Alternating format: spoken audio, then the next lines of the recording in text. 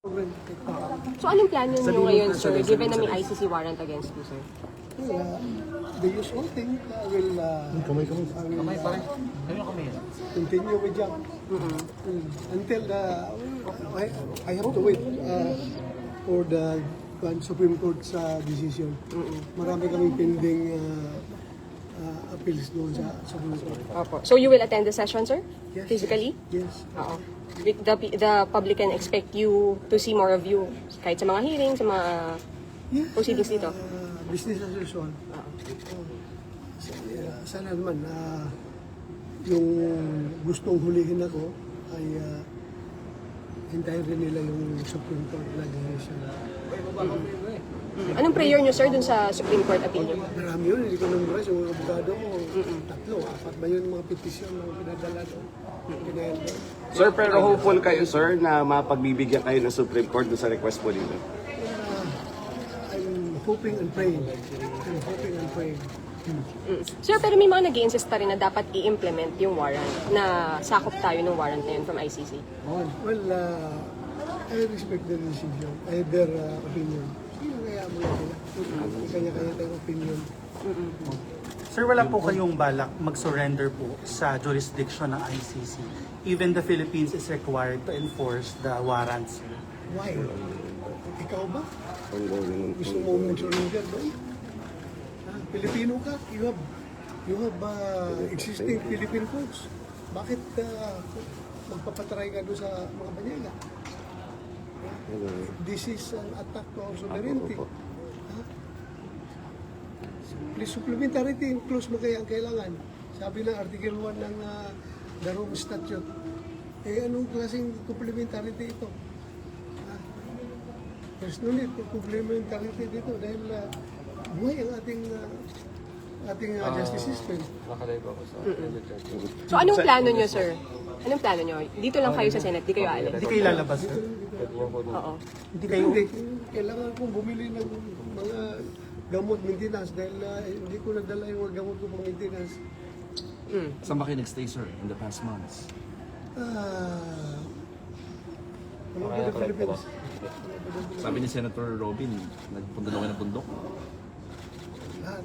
Sabi ko, I was with the halls of the air and the beast of the field. Sir, sama ng loob ka ba kay SP Soto, knowing na nag-coordinate pala sa Alam daw. Saan yan?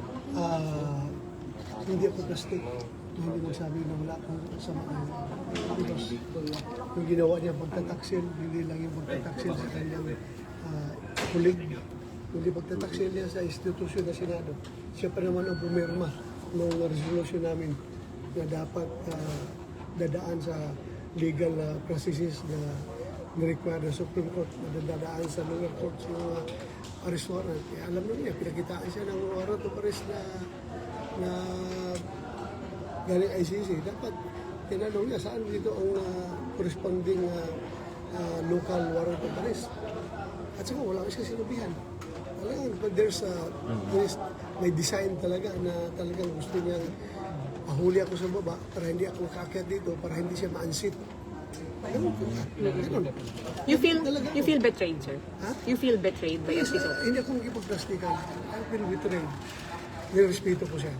Kahit na magkaibang kampo kami, pero ang respeto ko sa kanya, andyan pa rin. Andyan pa rin. Matanda siya ang senador sa akin eh. Kailang term na siya. Pero sa ginawa niya na yun, malungkot ako.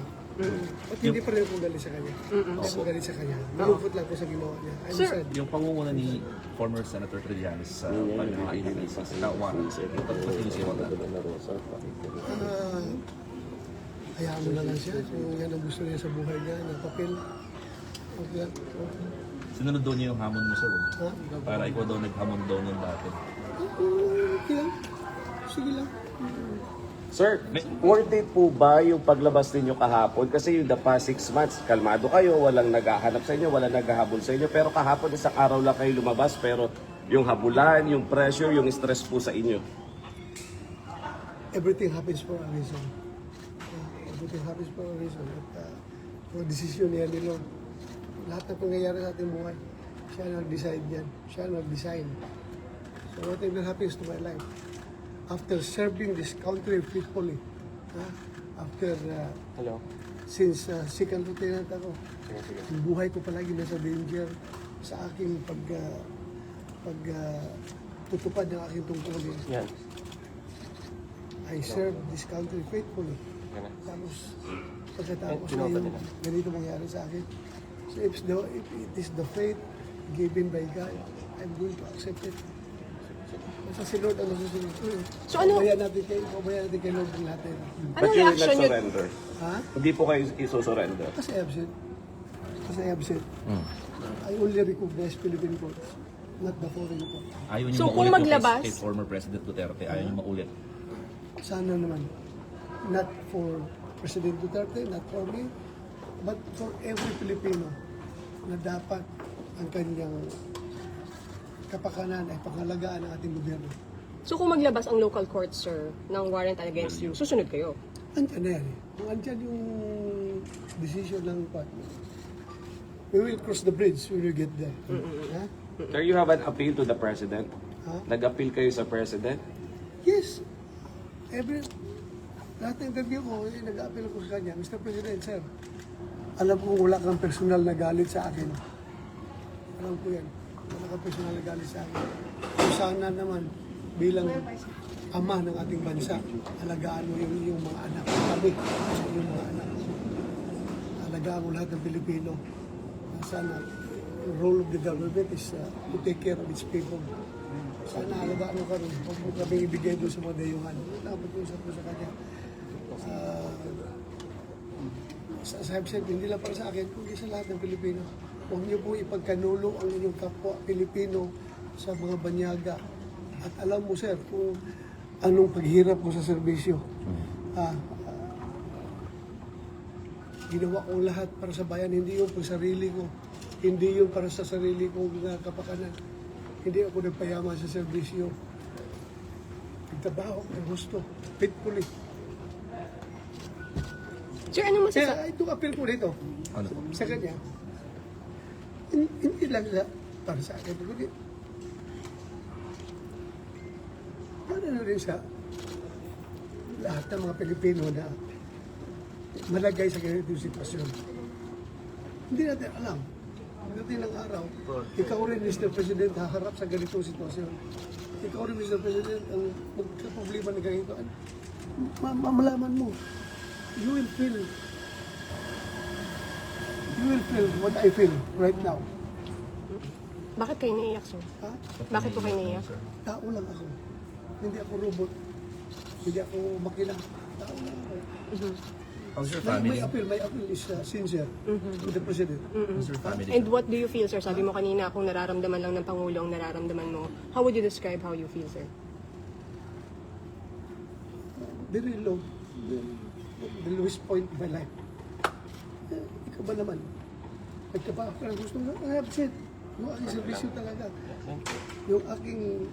Yung ideals ng PMA, courage, integrity, and loyalty, isinisabuhay ko yan. Lahat ginawa ko. Tapos, ngayon, ganito mangyari sa akin.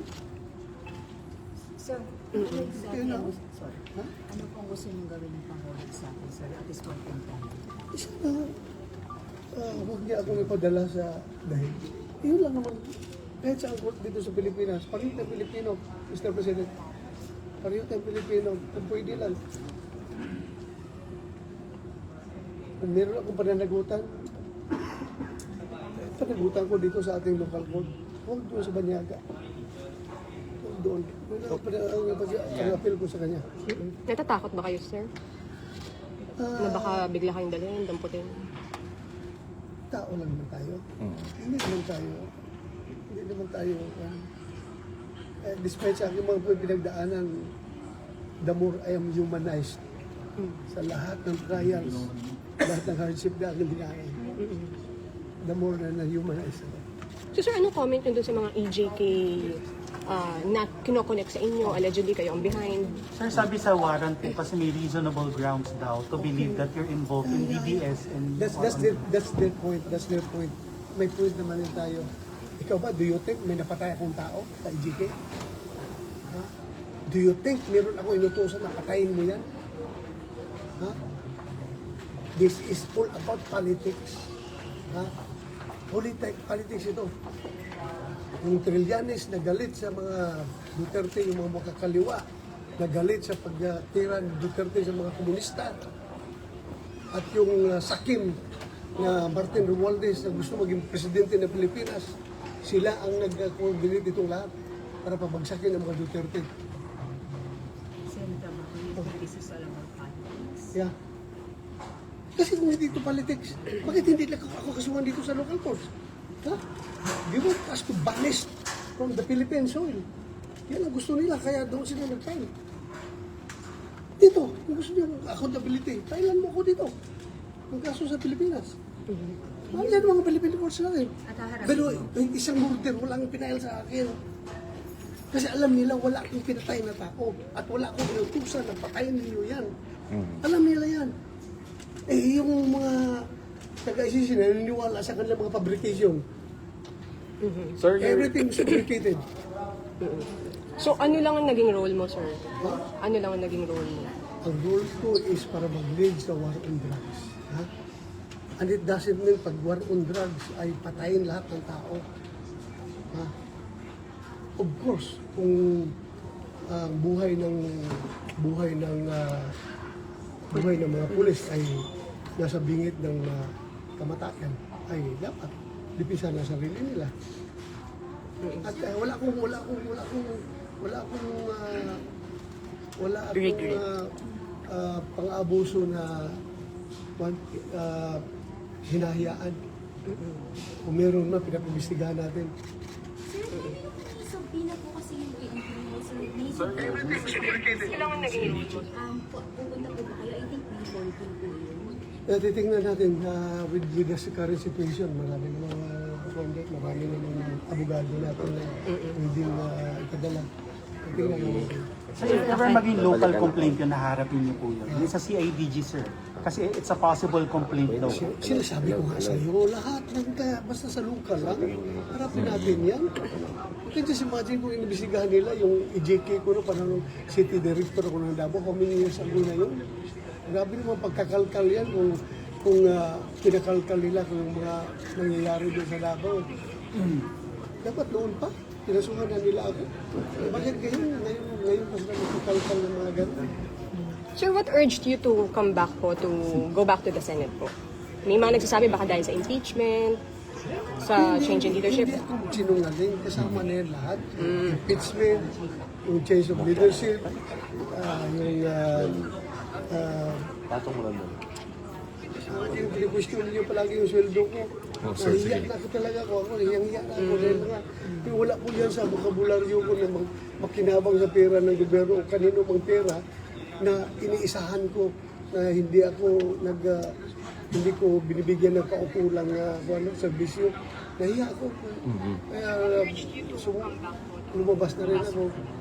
At kahit nag-question yan, alam naman yung rason bakit ako umiiwas o pumunta dito. Dahil nandyan na. Nangyari na nga kahapon. So kung kayo ako, ano kayo?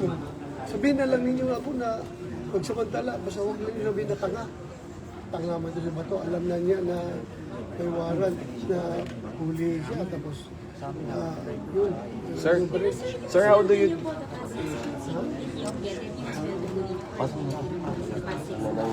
The past 6 months, hindi ko natanggap ang sundo ko.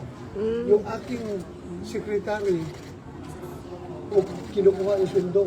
Kinukuha doon. Paano ko makuha wala ko dito?